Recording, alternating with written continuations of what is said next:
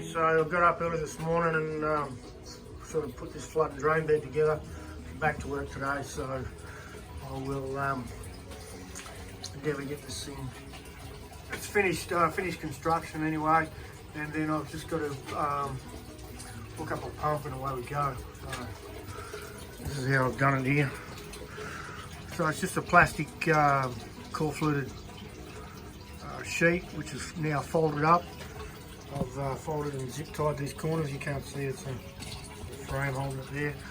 And I've just got a simple, like an inlet and then a high level. So what happens is that the pump will come on and it will pump up, and it will obviously fill no higher than what that overflow will let it go.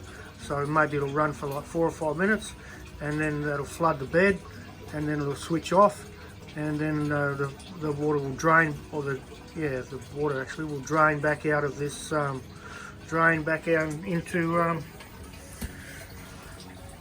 back down into the reservoir. So that's the two. Well, that's the high level one. So it can't, it'll only get to a certain height, then it'll flow off. And then this is the pump up and return. I'll probably change the pipe size, and that'll just draw out of the reservoir down there, the aquaponics reservoir. So that should be fine. This is all done now. The lid's on there. I'm just going to put some bits of pipe or something like that in there for hides for yabbies, and I just put some sticks in there. They're still floating at the moment, but I just wanted to put some natural sort of area for the yabbies to hide into. And that one, I'll chuck a couple bits of pipe in there. I'll do some more. So that'll be fine. And then down here, the fish tank. It's already got some fish in there, some koi. And some goldfish too. So actually 2 of the goldfish might be pregnant. So, well, I'm not the father. They came like that. And so I might take them out and put them in this one.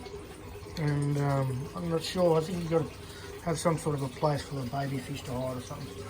We'll work that out. I'll do a bit of reading. So there you go. So I've got to give it 24 hours now for this silicone to dry, and then we'll do a test. I'm sure it should work okay. Hopefully no leaks, and then we can plant up some strawberries in here.